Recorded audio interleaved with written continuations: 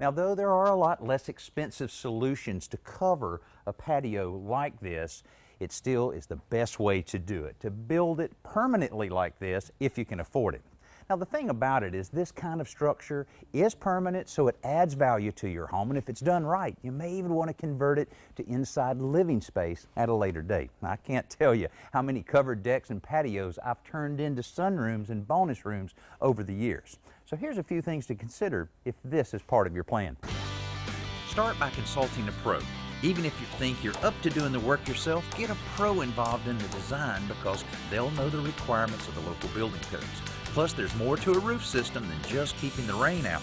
It has to support a lot of weight and be able to withstand high winds.